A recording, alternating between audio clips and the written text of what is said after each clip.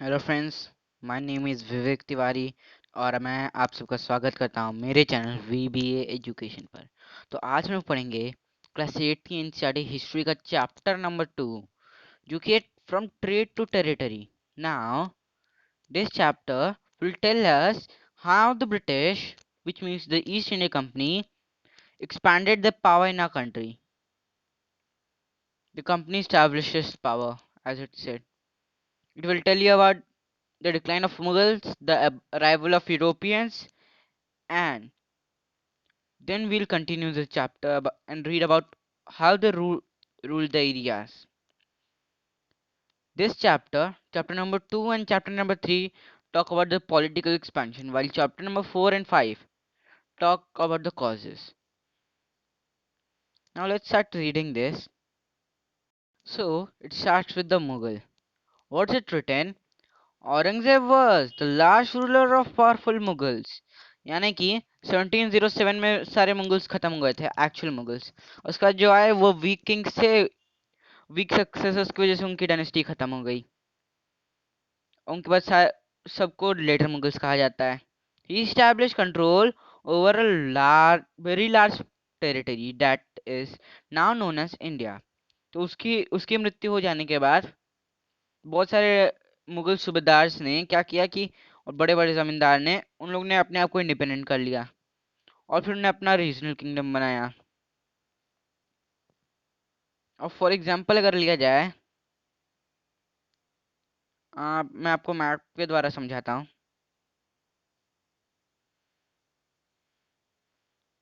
ठीक, ये आपका मैप है। नाउ यहाँ मराठास ने अपने आप को इंडिपेंडेंट कर लिया था। इनफैक्ट वो पहले से इंडिपेंडेंट थे। यहाँ सिख सिख पावरफुल होते जा रहे थे, जाट्स आ गए थे, बंगाल बंगाल का रीजन हो गया था, अवध वाला रीजन हो गया था। तो ये कुछ मेन थे। और यहाँ हैदराबाद में भी एक हो गया था, लोगों ने अपने आप को इंडिपेंडेंट कर लिया था। Now as powerful regional kingdoms emerge in various parts of India, Delhi क्या इफेक्टिव सेंटर की तरह फंक्शन नहीं कर पाया। अब second part of 8th century में क्या हुआ, एक न्यू पावर इमर्ज होने लगी जो पॉलिटिकल हॉरिजॉन बन गई। ये थी द ब्रिटिश। अब ओरिजिनली जो ब्रिटिश हैं वो एक स्मॉल ट्रेडिंग कंपनी की तरह आते हैं और कितना बड़ा एम्पायर बना जाते हैं, इसके बारे में इस चैप्टर में बताया जाएगा।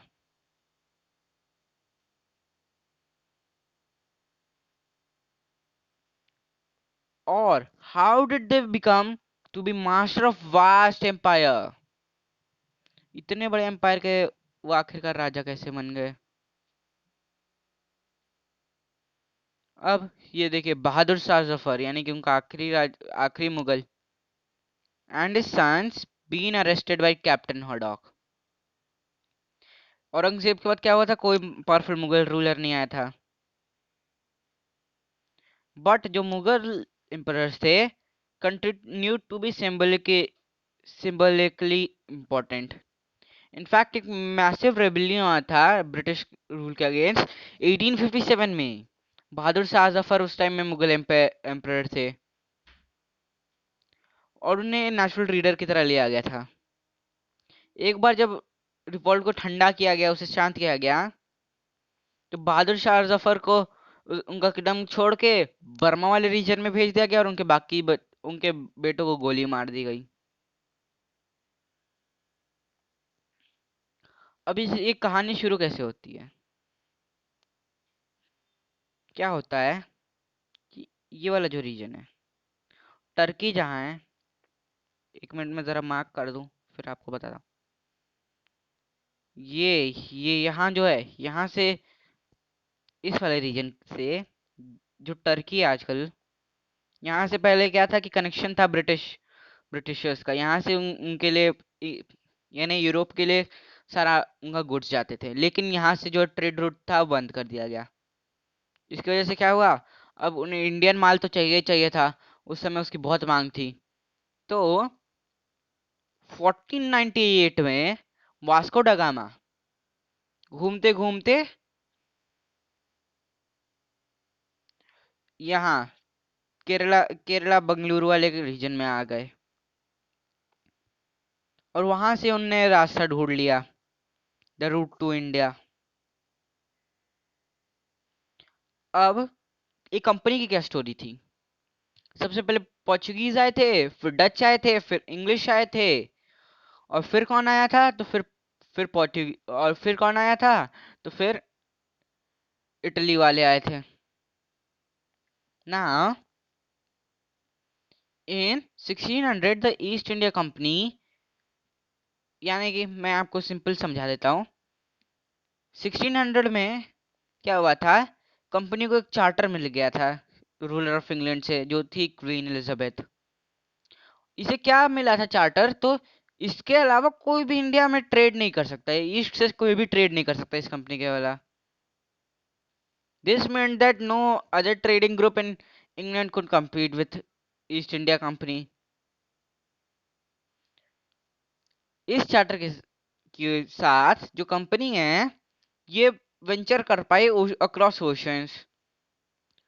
किसके लिए? तो looking for new land from goods which could buy goods at cheap and carry them back to Europe and sell।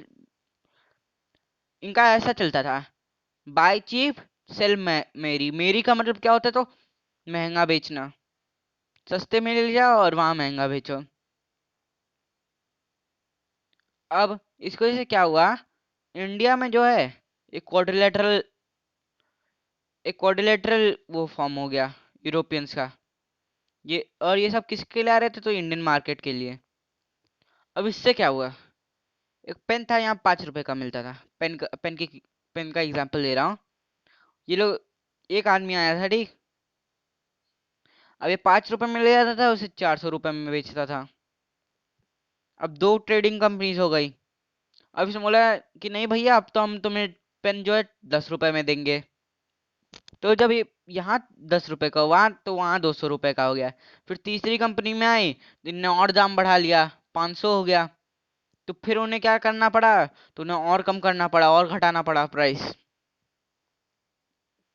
और फिर शॉक कर दिया तो फाइनली इनके पास और कम हो गया। तो इसकी वजह से इनका लॉस हो रहा था। अब इनने सोचा कि हाँ, इन्हें तो हटाना ही पड़ेगा। तो इसके लिए क्या किया? सबसे पहले सबसे पहले तो इसके लिए क्या हुआ कि इन लोगों के बीच बहुत सारे युद्ध हुए। तो उसके बारे में बाद में पढ़ाऊंगा, लेकिन पहले ये पढ़ लेते हैं। अब mercantile trading companies in those days made profit primarily by excluding competition so that they could buy cheap and sell dear, जैसे मैंने आपको बताया। तो मर्केंटाइल क्या होता है? एक बिजनेस एंटरप्राइज जो प्रॉफिट बनाती है primary through trade buying goods cheap and selling them at high prices। Now let's continue reading। इससे लेकिन इस रॉयल चार्टर से क्या हुआ कि बाकी जो यूरोपियन पावर्स थे वो ईस्टर्न मार्केट में आना बंद नहीं हुए। तो इसकी वजह से क्या हुआ कि जब तक पहली जो इंग्लिश शिप आई, sail down the west coast of Africa around the Cape of Good Hope and cross the Indian Ocean. Portuguese ने क्या कर रखा था? पहले से स्टैब्लिश कर रखा था अपनी presence in western coast of India, और उन्होंने अपना बेस बना लिया था गोवा में।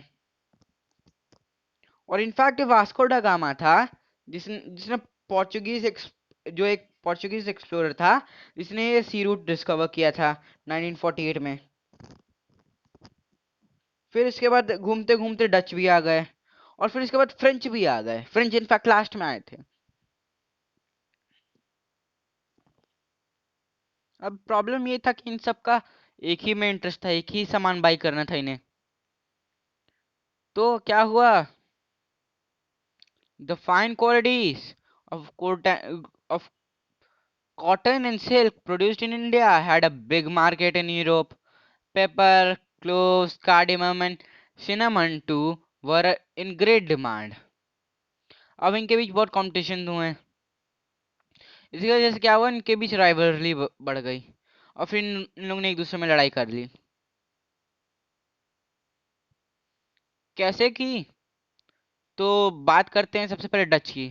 तो डच को इन लोग ने हारा है कर्नाटक वॉर में।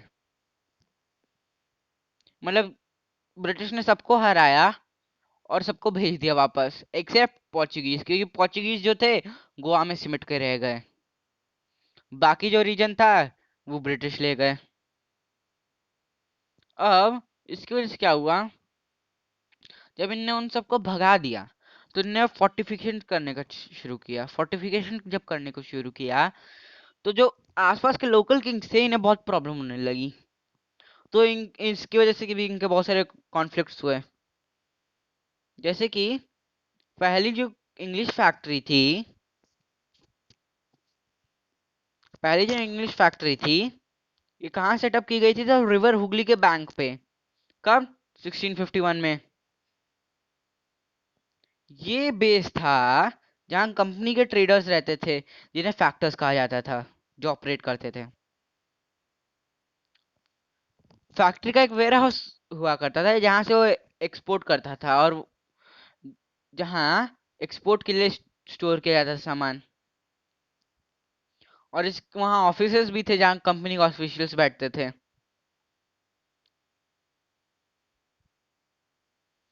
As trade expanded, the company persuaded merchants and traders to come and settle near the factory. Or by 1696, it began including a building a fort along around settlement. 2 साल बाद bribed Mughal officials into giving company की जमींदारी rights. क्या हुआ, ये लोग गए औरंगजेब के पास, औरंगजेब को कुछ कुछ दिया, बोला है राजा जी तोफू कबूल करो, जापाना तो सिगरेट हो तोफू कबूल करो। और फिर उनसे बंगाल की जमींदारी राइट्स ले ली सबसे पहले। और बंगाल में भी कुछ ही जगह 3 विलेजेस थे। कालिकाता, कालिकाता बाद में कलकत्ता बन गया, और उसके बाद कोलकाता बन गया, जो आज हम लोग जानते हैं। फिर राजा साहब उस समय जो थे औरंगजेब, उनने एक फरमान दिया। क्या फरमान दिया कि कंपनी के पास ड्यूटी फ्री ट्रेड करने का राइट था। फिर क्या किया इन लोगों ने कि company tried continuously to press for more consequence and multiplied existing prevalences. For example Aurangzeb का जो फरमान था उसने for instance had granted only the company the right to trade duty free, but officials of the company जो private who were carrying on private trade on the side, उन्हें तो duty पे करनी थी। ये ये इन लोगों ने रिफ्यूज कर दिया, और इसकी वजह से क्या है, तो बंगाल को बहुत रेवेन्यू का लॉस हुआ। तो मुर्शीद कुली खान जो था तब बंगाल के नवाब था, तो उसके बाद उन्होंने प्रोटेस्ट कर दिया। अब इसके बाद क्या हुआ, एट सेंचुरी में, 18 सेंचुरी में क्या हुआ, बंगाल और बंगाल के नवाब और कंपनी के बीच जो कॉन्फ्लिक्ट था वो इंटेंसिफाई हो गया। और औरंगजेब की मृत्यु के बाद ऐसा कहा जाता है, बंगाल का जो राजा था उसकी power autonomy as the regional powers during at that time. Murshid Ali Khan के बाद अली वर्दी खान आया, और उसके बाद सिराजुद्दौला। अब सिराजुद्दौला सारे पावरफुल थे। They refused to grant company consequences, demand large tributes for that company's right to trade, और उन्हें बोल दिया कि हाँ तुम लोग कॉइन्स मिंट नहीं कर सकते, और उनका फोर्टिफिकेशन भी स्टॉप कर दिया।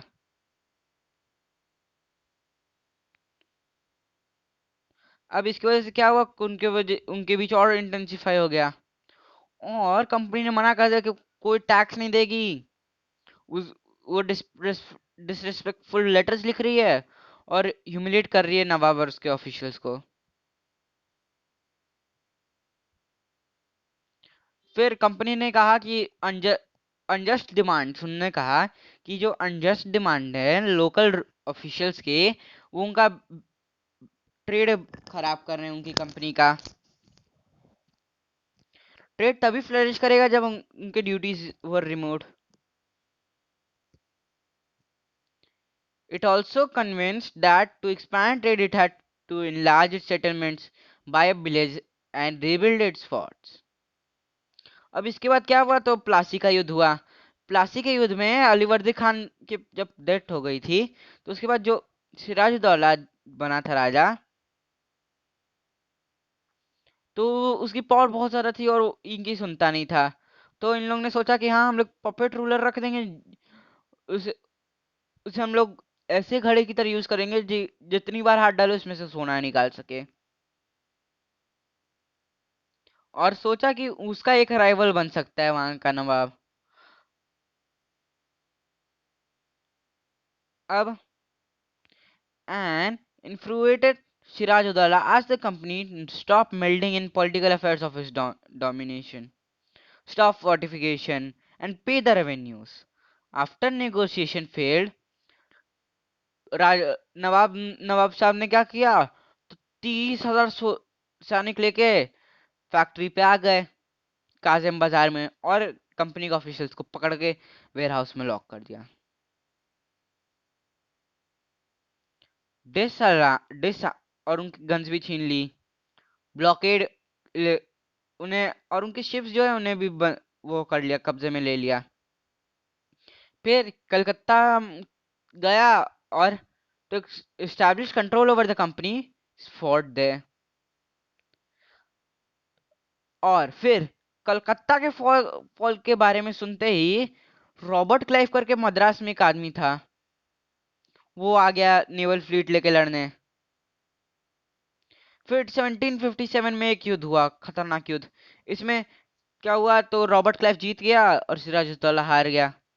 इसके कुछ मेन रीजन थे, जैसे कि उसका एक उसका एक आदमी था, इनफैक्ट उसके फोर्सेस में उसका कमांडर था मीर जाफर. उसने लड़ाई नहीं लड़ी, और उसके उसके एक बड़े से जमींदार ने भी मना कर दिया. और क्योंकि मी, मीर जाफर ने इसलिए मना कर दिया क्योंकि रॉबर्ट क्लाइव ने बोला था, अगर तुमने उसे उसकी मदद नहीं की तो मैं तुम्हें उसे मारने के बाद अगला राजा नवाब बना दूंगा. ये बहुत फेमस बैटल बन गया, क्योंकि it became famous because it was the first major victory of the company won in India.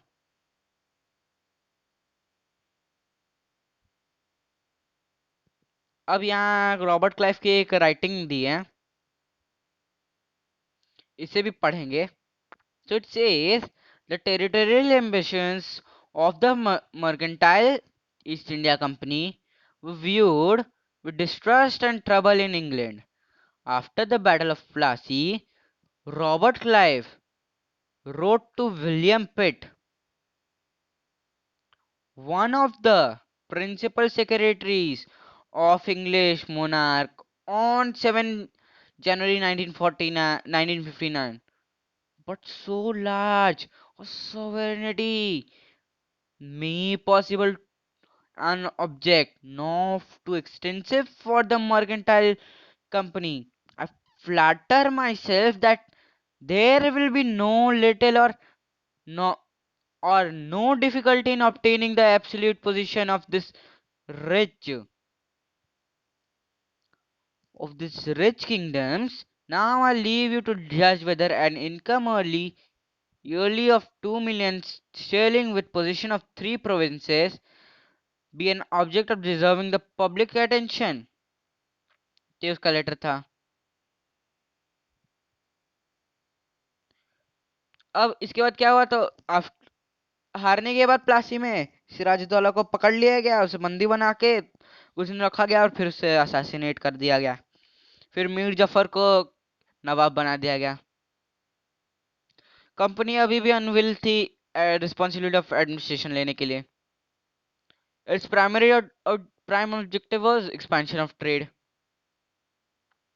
If it could be done without conquest, to the help of local rulers जो will willing थे grant करने के privileges, then territories need not be taken over directly. फिर जल्दी company को पता चला कि ये ज़्यादा डिफिकल्ट था, क्योंकि हमेशा पपेट नवाब्स भी हेल्पफुल नहीं होते थे। After all they had to maintain a basic appearance of dignity and sovereignty if they wanted respect of their subjects. अब कंपनी क्या कर सकती थी? जब मिर्जा जफर ने प्रोटेस्ट किया था, उसे डिस्पोज कर दिया गया और फिर मीर कासिम को बैठा दिया गया। मीर कासिम ने कंप्लेन किया तो फाइनली उसे एक बार हराया गया और फिर उसे ले ले गए। कहाँ ले गए?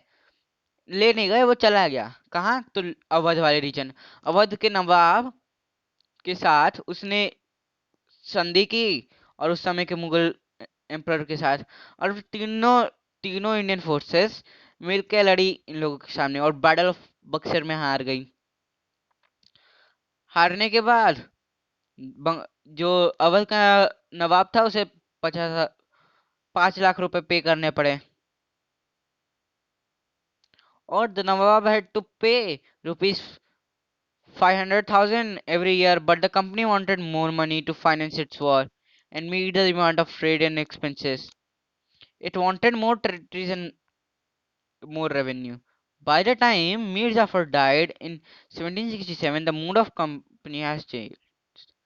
Having failed to work with puppet Nawabs, Clive ने डिक्लेयर किया कि अब वो नबूब्स बनेंगे, नवाब्स नहीं नबूब्स। फाइनली 1965 में मुगल एम्परर ने दीवानी राइट्स दे दी प्रोविंस, बंगाल प्रोविंस की। इसकी वजह से क्या हुआ? कंपनी के पास बहुत सारी रेवेन्यू आ गई जो लोग यूज कर सकते हैं। अब अर्ली 18 सेंचुरी में इंडिया में इसके ट्रेड एक्सपैंड होने लगे। पहले क्या था, तो ये लोग गोल्ड और सिल्वर से ही खरीद पाते थे। This is because at this time British had no good to sell in India. The outflow of gold from Britain showed the Battle of Plassey and entirely stopped after the assumption of Diwani. Ab revenue from India could finance company expenses. These revenues could be used to purchase cotton, silk, textile in India, maintain company troops, and meet the cost of building the company fort and offices at Calcutta. अब लिखा है company officials became naboops. अब नवाब का मतलब क्या? तो नवाब का मतलब होता है, इसका मतलब यही है कि ऑफ कोर्स कि कंपनी के पास ज्यादा पावर आ चुकी है और अथॉरिटी आ चुकी है, पर इसका मतलब कुछ और भी होता है। कंपनी का servant we come to have visitors of living like nawabs, visions of living like nawabs. अब after the battle of Plassey क्या हुआ कि बंगाल के जो एक्चुअल नवाब थे उन्हें तो बोला गया कि आप हमारी लैंड दे दो, और बहुत बड़ा सम ऑफ मनी रखा गया as personal gift to company officials. Robert Clive उसने खुद ही बहुत सारा फॉर्च्यून कमाया, इंडिया में बहुत सारा पैसा कमाया। वो आया था 1748 में इंग्लैंड से मद्रास यानी कि चेन्नई वाले एरिया में एट द एज ऑफ 18, और जब 1767 में वो इंडिया छोड़ के उसका जब इंडिया छोड़ के गया तो उसकी इंडियन फॉर्च्यून पता है कितनी थी? इट वॉज 401,000, यानी कि 4,01,102 दो ये इंग्लैंड वाली करेंसी ना। Interestingly, when he was appointed governor of Bengal, कब अपॉइंट किया था गवर्नर ऑफ बंगाली से? तो 1764 में। इसे बोला गया था ही करप्शन हटानी कंपनी एडमिनिस्ट्रेशन में। फिर इसे जब क्रॉस एग्जामिन किया गया ब्रिटिश पार्लियामेंट के द्वारा, ये सोचने लगे कि इसकी इतनी वास्ट वेल्थ क्या कहाँ से है। इसे छोड़ दिया गया था, लेकिन फिर भी इसने कमिट सुसाइड कर लिया 1774 में। हालांकि सारे जो कंपनी ऑफिशियल्स से उन्हें इतना पैसा नहीं मिला, और बहुत सारे जो इंडिया में जल्दी मर गए due to disease and war. It would not be regard as right to regard all them as corrupt and dishonest. अब बहुत सारे इसमें से थे जो हम्बल बैकग्राउंड से आए, और the upper most desire was to earn enough in India, और फिर ब्रिटेन वापस लौट के आराम की जिंदगी जीना, यानी कि खवामी पिवानी मजामी लाइफ। और जो जो इतनी बड़ी वेल्थ के साथ रिटर्न किए, led to flashy lives and flaunted with their riches, they were called nabobs. अब ये क्या था? तो एंग्लिसिक वर्जन था of Indian word nawab. They were often seen as upstarts and social climbers in British society. इनका क्या हुआ? तो इनका मजाक उड़ने लगा प्लेस और कार्टून्स में। अब इसके बाद क्या हुआ? तो इसने पॉलिटिकल एक्सपेंशन की। बड़ा बॉक्सर के पास तो इनके पास एक्सपेंशन हो ही गई थी। फिर इन्होंने क्या किया? तो सब्सिडरी अलायंस की। सब्सिडरी अलायंस क्या है? So, according to the terms of this alliance, Indian rulers were not allowed to have their independent army forces. They were to be protected by company, but they but had to pay for subsidiary forces that the company was supposed to maintain for the purpose for this protection. If the inter rulers failed to make payment, then उसका उसकी जगह क्या होगा? तो उनकी territory का एक part ले लिया जाएगा पेनल्टी के तौर पे। फॉर एग्जाम्पल, रिचर्ड वेस्ली करके एक गवर्नर जनरल था। उसके उसने क्या किया? जो नवाब था बंगाल का, उसे अपने आधी टेरिटरी देने पड़ी कंपनी को 1801 में, क्योंकि ये वो सब्सिडरी फोर्सेस को पे करना में असफल हो गया ना। Hyderabad Hyderabad was also forced to criticize territories on similar grounds. अब Tipu Sultan the tiger of Mysore. अब इसकी कहानी क्या है? अब क्या था? तो मैसूर और मराठा सिख लोग कंपनी के लिए बहुत प्रॉब्लम कर रहे थे। क्यों? क्योंकि they had vast areas and they were very powerful. In fact, Tipu disallowed English to rule and was in good friendship with French. It disallowed them. Because of this, this they wanted to remove Tipu and place a puppet king in place of him. Now we'll be reading about this. So this says company ने क्या किया? तो resorted to direct military confliction जब ये threat में होती थी, और political and economic interest. This can be illustrated with the case of southern Indian state of Mysore. Mysore के में बहुत पावरफुल लीडर्स थे, और वो दो पावरफुल लीडर्स कौन थे? हैदर अली और उसका फेमस सन टीपू सुल्तान। अब क्या हुआ? मैसूर का जो प्रॉफिट रेट था मलाबार कोस्ट पे, कम, कंपनी वहाँ पेपर और कार्डमन परचेज करती थी। 1785 में टीपू सुल्तान ने क्या किया? इसका एक्सपोर्ट बंद कर दिया। किसका? Sandalwood paper cardamom to the ports of his kingdom. और ये डिसअलाउ कर दिया कि लोकल मर्चेंट्स उस कंपनी के साथ ट्रेड नहीं करेंगे। और इसने एक बहुत क्लोज रिलेशन भी फॉर्म कर लिया फ्रेंच के साथ, और उनकी हेल्प से अपनी कंपनी को मॉडर्नाइज कर दिया। ब्रिटिश इसकी वजह से फ्यूरियस हो गए। उनने देखा कि हाइदर अली और Tipu Sultan as ambitious, arrogant and dangerous rulers, जिन्हें कंट्रोल करना चाहिए था और उन्हें कुचल के मसल देना चाहिए था।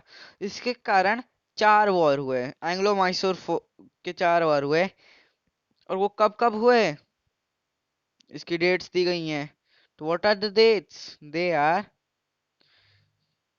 1767 से 69, 1780 से 84, और फिर 1790 से 92, और 1799 आखिरी युद्ध। लास्ट बैटल में क्या हुआ कि टीपू अपने अपने कैपिटल को बचाते बचाते मर गया। उसका फादर की बात की जाए, he died in the second war.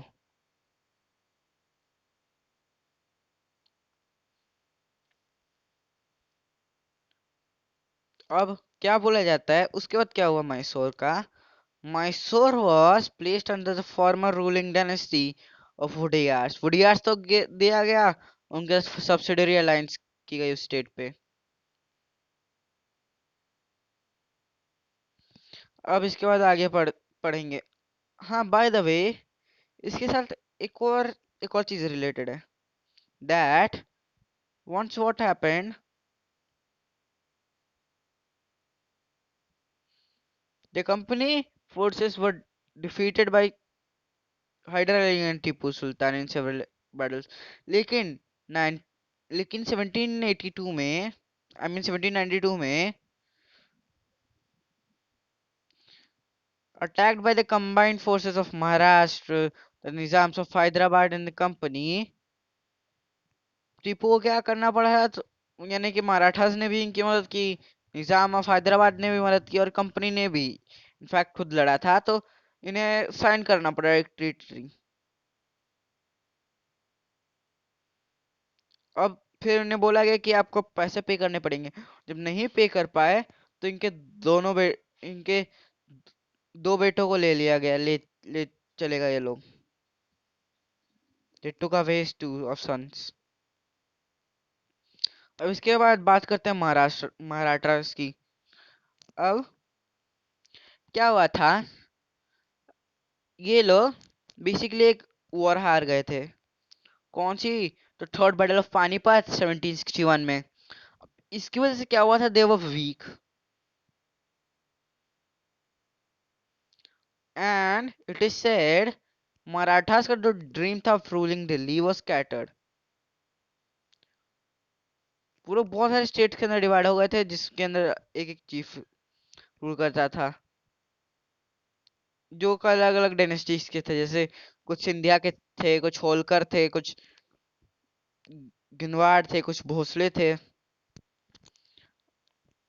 अब इन लोगों ने क्या किया, इनके ऊपर एक पेशवा पेशवा रूल करता था। इन सब के ऊपर एक पेशवा था।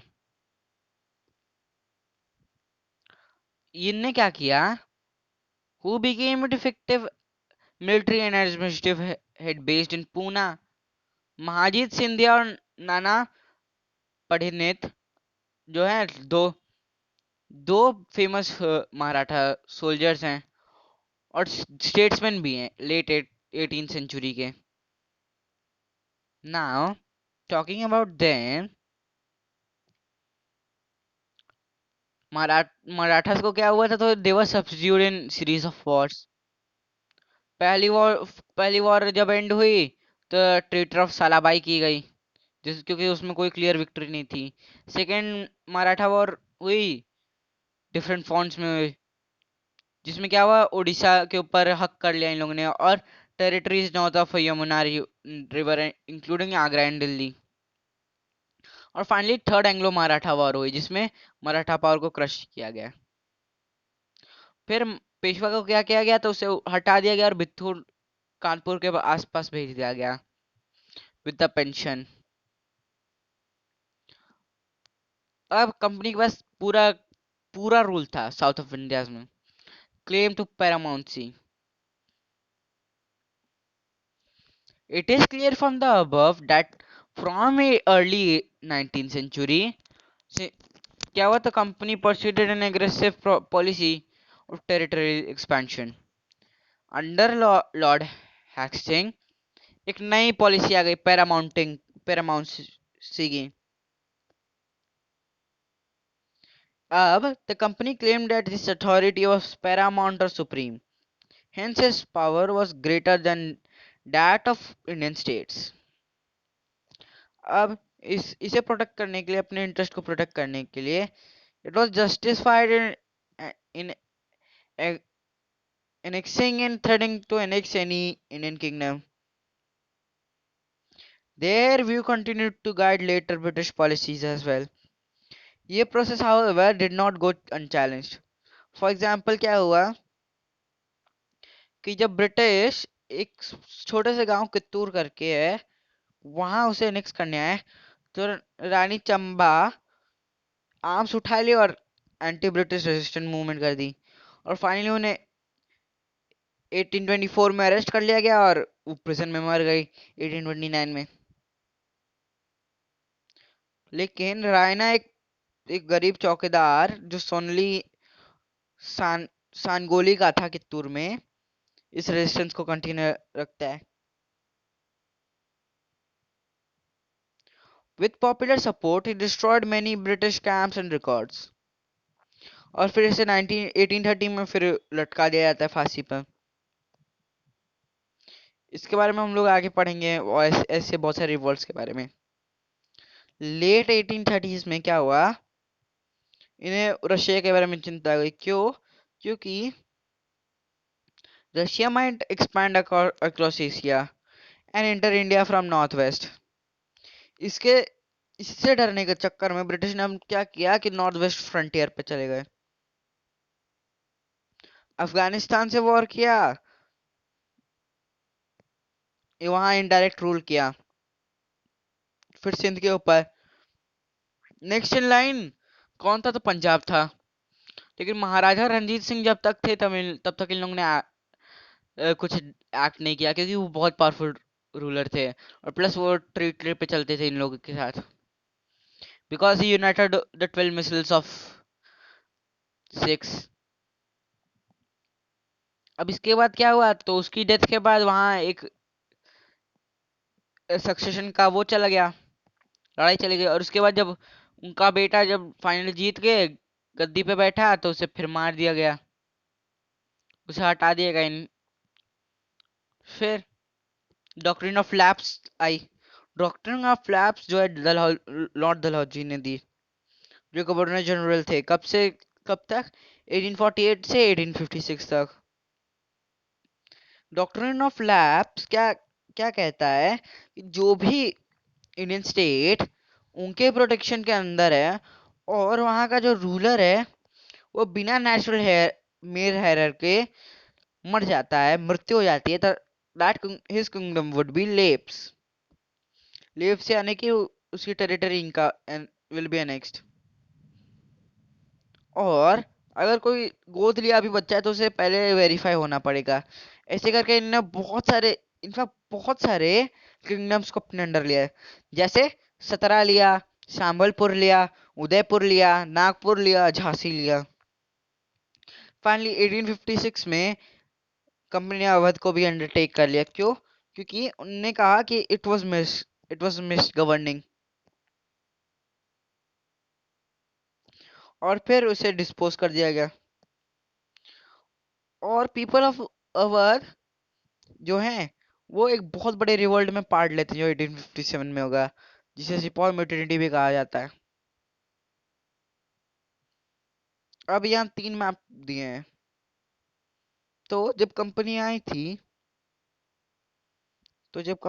थी we can clearly see that उनका इतने कम एरिया में था.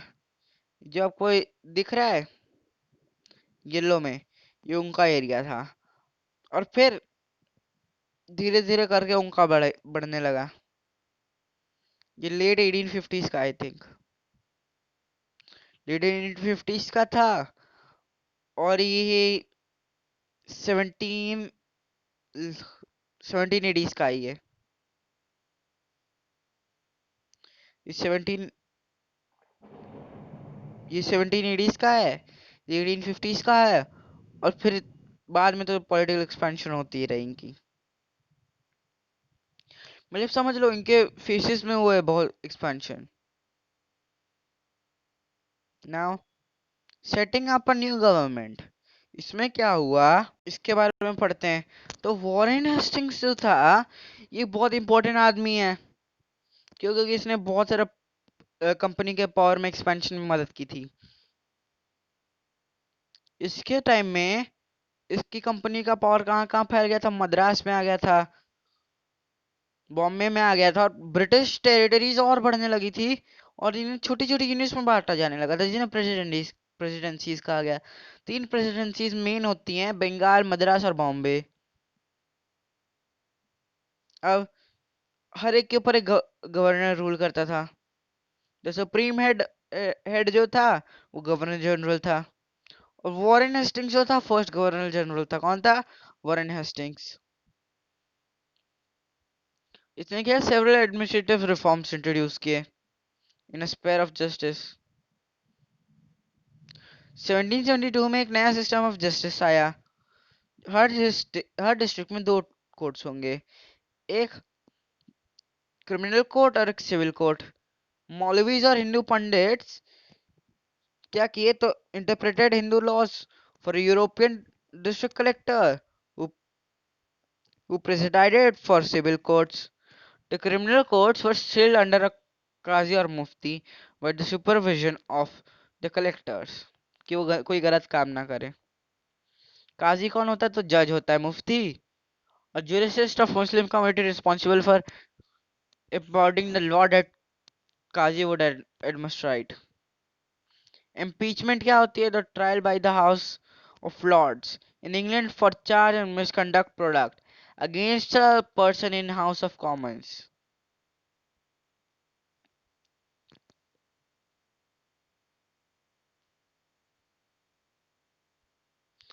अब एक मेजर प्रॉब्लम थी, ब्राह्मण पंडित gave different impressions for local laws based on different schools of धर्मशास्त्र।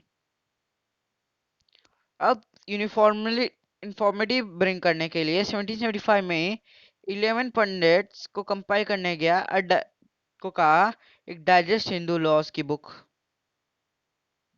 एनबी हाल ही ने क्या कैसे ट्रांसलेट कर दिया इंग्लिश में।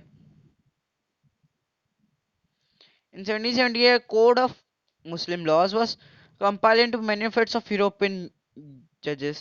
Under regulating Act of 1773, एक नई सुप्रीम कोर्ट स्टैब्लिश हुई थी। After while a court of appeal, the Sardar Nizamat Adalat was also set up in Kolkata. A principal figure is an Indian district was the collector। और जैसे title suggest करता है, इसका main काम क्या था, तो कलेक्ट करना रेवेन्यू टैक्सेस और maintain law and order in his district with the help of जजेस, पुलिस, दरोगास। इसका ऑफिस क्या है, तो कलेक्ट्रेट है। वो न्यू सेंटर ऑफ पावर बना और patronage that studied replace previous holders of authority. अब इसकी बात कर रहे हैं, तो they created a post, in fact they created some jobs in India which was civil engineering। और ये आप मुझे कमेंट सेक्शन में बताएंगे, who is called the father of civil engineering in India। और one of the first इस job को join करने वाले थे रविंद्रनाथ टैगोर के भाई। वेल इसमें भी बहुत सारी प्रॉब्लम थी। The language of communication was English, and the test was and the entrance test was taken in London itself, nowhere else। अब बात करते हैं कंपनी की आर्मी की।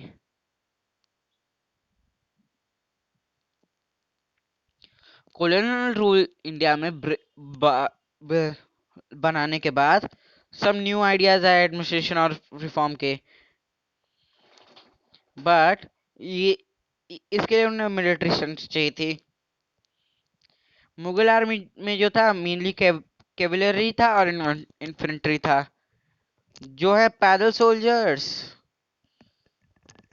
और they were given the training of archery, tirandasi, and they were and use of swords. Cavalry जो था dominate करती थी आर्मी।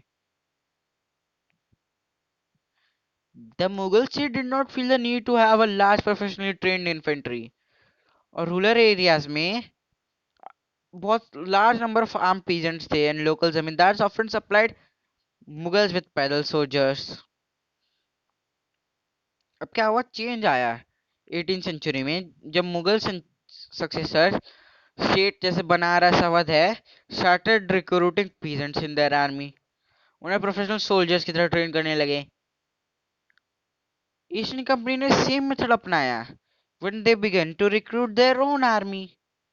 और इस आर्मी को उन्होंने सिपाही आर्मी कहा, जो कि इंडियन से सिपाही जिसका मतलब होता है सोल्जर से आई है। वॉरफेयर टेक्नोलॉजी 1820s में चेंज हो गई थी, और कंपनी कंपनी के जो कैवलरी रिक्वायरमेंट्स थे वो कम हो गए थे। ये ऐसा है क्योंकि British Empire was fighting in Burma, Afghanistan, and Egypt. Their soldiers were armed with muskets, matchlocks, and soldiers were of the company's army had to keep pace with changing military requirements, and infantry regiment now became more important. अब early 19th century में क्या हुआ, British ने develop किया uniform military culture. Soldiers were intensely subjected into European style training. उन्हें drill होती थी, discipline होती थी, और रेगुलेटेड लाइफ होती थी मोर देन बिफोर। इसकी वजह से क्या हुआ, तो कभी कभी कास्ट और कम्युनिटी फीलिंग्स वर इग्नोर की जाती थी इन building up force of professional soldiers. क्या इंडिविजुअल अपनी कास्ट रिलीजन फीलिंग्स इतनी आराम से दे सकते थे? Could they see themselves only as soldiers and not members of committee? अब ये कैसे फील करते थे सिपॉयस, ये ने रिएक्ट किया था बाद में, कब, रिवॉल्ट ऑफ 1857। इसके बारे में हम लोग चैप्टर 5 में पढ़ेंगे। तो कंक्लूजन क्या है, जो ईस्ट इंडिया कंपनी है वो transform from trading company to territorial colonial power. The arrival of new steam technology in early 19th century also aided this process. Till then, it would take anywhere between 6 and 8 months to travel India by sea. Steam ships की वजह से क्या हुआ, time reduced, journey time कितना reduce हो गया, तो 3 weeks. इस वजह से क्या हुआ, तो ब्रिटिशर्स और उनकी फैमिली जल्दी आ पाती थी India. By 1857 company came to exercise direct rule over 73% of the territories पे उनका डायरेक्ट रूल हुआ करता था, और 78% of the population of Indian subcontinent combined with the direct influence of the remaining territory and population of the country. अब the East India Company had virtue of the whole India under its control. तो तो इसके बारे में हम लोग आगे पढ़ेंगे। पहले ही स्लेव इन साउथ अफ्रीका के बारे में बात कर लेते हैं। तो डच ट्रेडिंग शिप्स क्या हुआ कि वो साउथ अफ्रीका रीच की, कब, तो 17th सेंचुरी। उसकी वजह से क्या हुआ, स्लेव ट्रेड बिगिन हो गया। पीपल को कैप्चर किया गया और स्लेव मार्केट्स में सेल किया गया, और finally it was put stop in 1834। There were 36,774 privately privately owned slaves at Cape, जो है southern most point of Africa. Uh, एक विजिटर जो केप टाउन में 1824 has left a movie account that he saw at slave auction. I have learned that there was to be sale of cattle, farm stock, etc. by auction. We halted our wagon for purpose of procuring fresh oxen. Among the stock was a female slave and her 3 children. The farmers examined them as if they were being so many head of cattle. They were sold separately to different purchasers. The tears accidentally and extinguished the mother while she cast her trending up look upon her children. Or simplicity and touching sorrow of the poor young live ones while they clung to their distract parents. Contracted with mark intensive and jocular consciency of the spectators. तो ये उस तो ये उसकी वो account है, ये बताया गया हमें ना। इसी के साथ आज का हमारा चैप्टर खत्म होता है। Hope you like the session. अगर आपको पसंद आया तो प्लीज हमारी इस वीडियो को लाइक करना, हमारे चैनल को सब्सक्राइब करना। मैं आपको मिलता हूँ अगली वीडियो में। Till then, bye bye.